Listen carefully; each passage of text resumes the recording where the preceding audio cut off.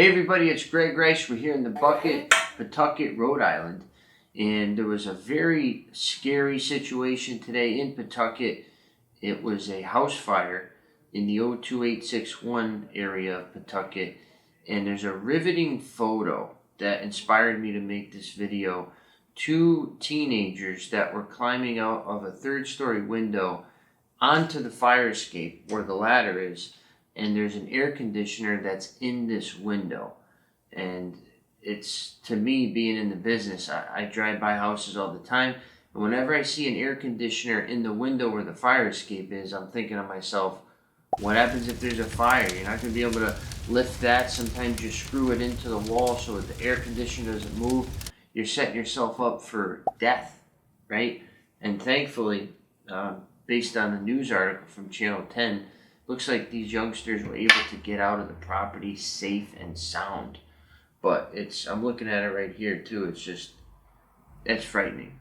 So what I wanted to do was go over a laundry list of violations that most properties have that you should really take care of, because most of them are super simple, they're not that expensive, and they're going to prevent a tragedy and also prevent and mitigate your liability. Because don't forget, if something happens, right, if somebody dies on your property, a wrongful death suit could bankrupt you, right, if it's in the multi-millions of dollars. So you need to consider it from a human perspective and also a business perspective. So let's jump right in. I'm actually going to use a report for one of my properties, just because it has a list. I acquired the property, and then I had all these things that were deferred from the prior owner. So first thing, the Knox box not having keys. And the Knox box is that little black, usually box with the red stripe on it, that's bolted to the front of the house near the entry door. This should always have a working set of all keys. So when the fire department shows up for an emergency, God forbid, they don't have to break down all your doors and cost you thousands of dollars. And also they can just get into the property quickly and efficiently to save any people or pets. So you want to make sure that your Knox box is installed if you don't have one. And then also, if you do have one, make sure that the keys are in there so the fire department can use them. The second thing are the fire alarm systems, the panels, right? Those red boxes that beep on the wall in the hallway aren't just there for show. Those are typically not registered to the fire department for the smaller properties. They're just a local alarm, meaning if something happens, it's going to alert everybody in the building, and also sometimes on the outside of the building to neighbors that something's happening. So you want to make sure that those are tested. For the properties, the smaller multis, it's every 6 months. And if it's a bigger property, a commercial property, it's typically quarterly, every 3 months. And if it's a mega big place, right, like a mall or convention center, maybe even a Home Depot or Lowe's, it could be as much as monthly, bi-weekly, etc. But for the purposes of our business, it's typically semi-annual inspections, and you have a master electrician come in. He checks all the horns, the detectors, any sensors that you have, the panel, the battery, to make sure that it's good, all clear with that nice green, that bright green light is the best, right? When you get that orange one or that red one, get your wallet out, okay? This one was interesting. The wainscoting is damaged and scraped in the common egress staircase. So they don't want any type of peeling paint or any accelerant that could help a fire spread quicker or faster. So it's not like they're going to require fire retardant paint, which could be very expensive. They do sometimes, typically going down into basements or areas where the furnace is, water heaters, things that could be combustible, the gas lines, etc. But you just want to make sure that your hallways are scraped and painted so that it's a solid surface. Flaking and chipping paint is kind of like, throwing a little kindling on a fire. It's an accelerant, meaning it helps fire ignite faster. But if it's a solid wall that's been painted, it's going to take a little bit more time to catch, is my interpretation of that type of violation. The window near the fire escape is broken. right?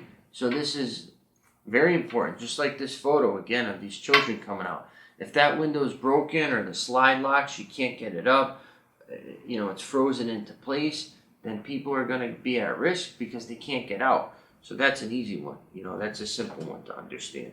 Fire extinguishers on the first floor landing and the second floor landing and the basement are outdated. So what that means is you have to have a company come in. Typically we use Johnson Controls. They're a nationwide company, and they'll come in and they'll tag all of the fire extinguishers. So it'll say, inspected on August 10th, 2022, and it's good for X amount of time. I believe they're good for a year or two, and then you have to have them re-inspected. And you also need to make sure that it's the proper size, right? You can't get the small little camper size one. It's a specific size. It's like a little bit bigger than a 2-liter bottle of soda, and they're not cheap as well. So if you have multiple landings, multiple staircases, the basement, obviously, you could buy 6, 7, 8 of these for a 3-family house, no problem. The next thing here on the list is the carbon monoxide alarm in the basement. There is none. So you have laundry, right? You got the dryer. You have a gas dryer nonetheless too, with that little flame. The lint could get back there. The thing could get clogged. It could easily catch on fire. So you want to make sure that you have, I would say, a combination alarm. It's just calling for a carbon monoxide, but we'll do the smoke and the carbon. It's called a combo alarm. We overkill with those because that's such an easy and cheap way to notify somebody. And with carbon monoxide, you can't smell it, right? It's not detectable by the human nose. So it's not like, oh, I smell carbon monoxide. No, you don't. You smell smoke. You smell gas, right? You can't smell carbon monoxide. And a lot of heaters, they emanate that, and you won't be able to detect it. So that's why you need those for sure. So the next thing here is the laundry area needs protection in the sense that the dryer exhaust duct, it needs to be constructed of a rigid metal, right? It needs to be solid because, the exhaust that's coming out of there is very hot. If it's that cheap, flimsy, like it looks metal, but it's really just like paperish, it's not good. That's going to tear. That's combustible in itself. So fire departments will want a rigid duct, something it's a nice solid piece of metal that you almost will screw in, right? A lot of times we screw it in to the ceiling, to the wall, and it'll last there forever. So they want that there. Next thing is there's no dedicated house meter being used for the fire alarm components. So in theory, if the tenant moves out and shuts off the electric and the house panel is on their electric, then the fire system could be turned off, right? Because their electricity has been turned off. So the house meter is paid by the landlord, and that will never be shut off in theory. So it just provides a little bit more safety and protection that power won't be cut to the fire panel. So a new house meter, though, that's going to cost you some money, probably $3,000 to $5,000 easy. So that one's a little bit heavier of a lift. Next thing here, we have the door near the Knox box. Remember the first thing where the keys are, side door near porch, and basement door needs to be self-closing. So again, the theory with that is if the doors just stay open, the apartment doors, the exterior doors, it's providing more oxygen for that fire, and it will let it even travel through those doorways quicker. When doors are self-closing, the hinges slowly will close that door if the door is left ajar, and it'll shut off more oxygen and prevent the fire from traveling as fast. So self-closing hinges, again, very simple fix.